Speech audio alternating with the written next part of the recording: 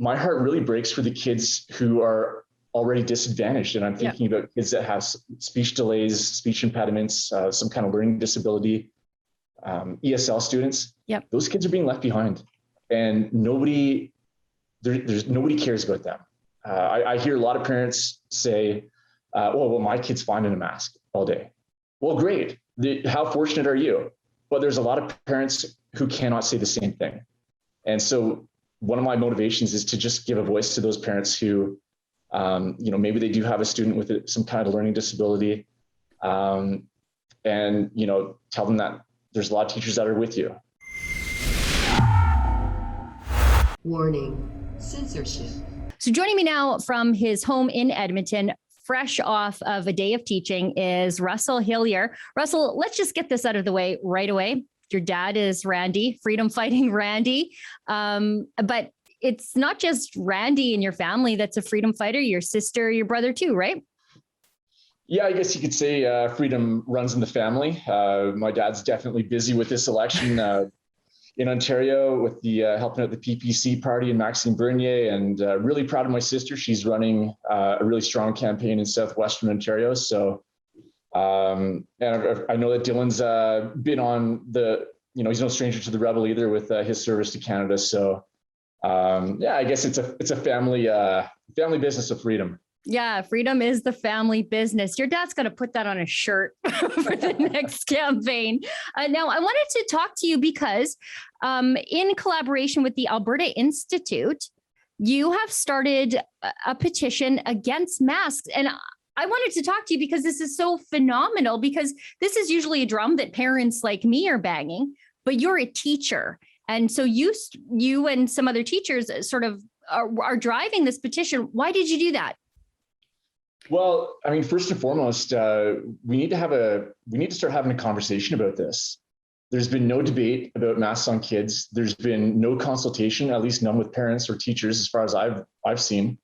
So there's been no transparency about what I think is a very drastic measure of putting masks on kids for 7 hours a day. So the whole point of the petition was to start that conversation and bring to light that there are some significant negative effects of masking kids. And I'm sure we're going to get into it, but that includes, an impediment to language development skills, phonological development, pronunciation skills. The mask acts as a barrier to socialization as well. So there's all kinds of these negative effects that the masks have. Who's talking about it? I see it every day. Teachers see it every day, but there's nobody talking about it. So me and some other teachers, we wanted to start the conversation. And I'm really happy to say that we've had over 500 teachers sign this petition to, encourage Jason Kenney to do the right thing and overrule some of these school boards that have gone above and beyond AHS measures in implementing their own mask mandate.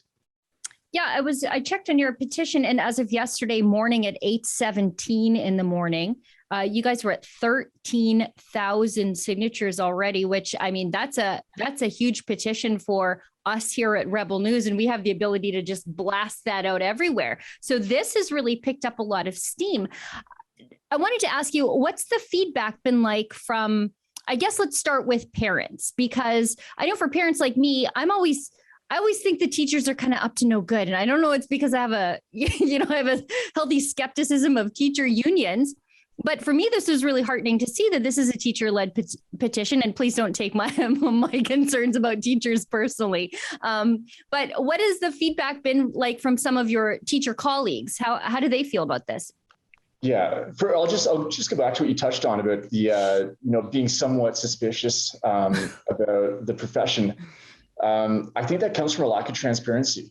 There's been a cone of silence, and it's a lot of it is it's not like it's dictated anywhere that we can't speak about these things. But when you're a member of a profession, whatever it is, you sort of feel like an obligation to toe the party line, I guess you could say. Yeah. But I mean, when you talk to teachers, the response has been tremendous. A lot of my colleagues, they agree with what this petition is all about. They've signed it.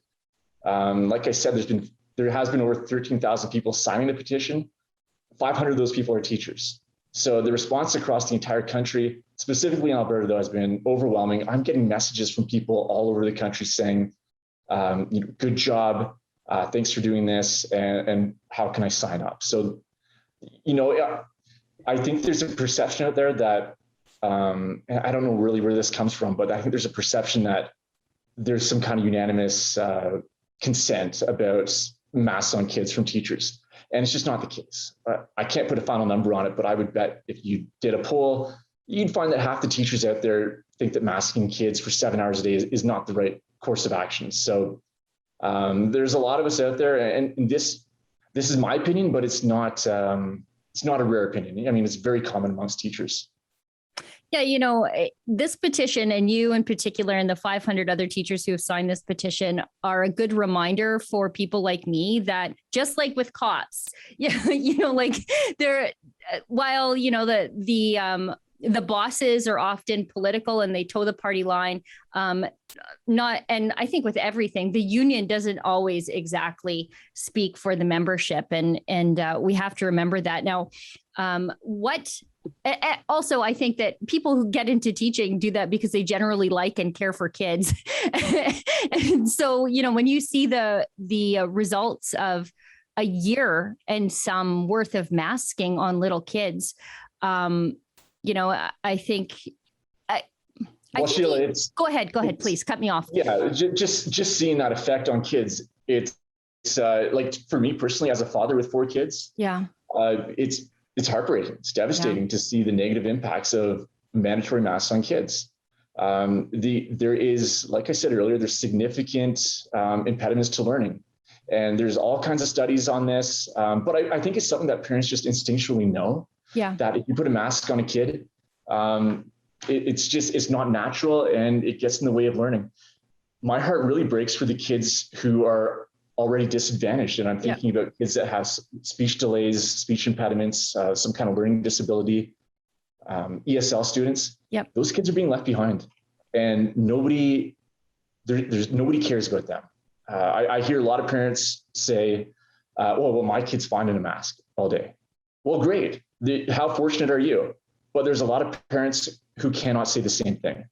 And so one of my motivations is to just give a voice to those parents who, maybe they do have a student with some kind of learning disability, and, tell them that there's a lot of teachers that are with you. There's a lot of parents who are trying to make sense of all this stuff that's going on that doesn't make any sense. And sometimes, maybe if a parent wants to, be that tall poppy and raise their voice, they get intimidated because they think, oh, well, all the teachers, they'll hate me for saying this. And it's not the case at all. Like to get access to my show, as well as other great TV style shows too, like Ezra's Nightly Ezra Levant Show and David Menzies' Friday night show, Rebel Roundup, just go to rebelnews.com/subscribe. That's rebelnews.com/subscribe.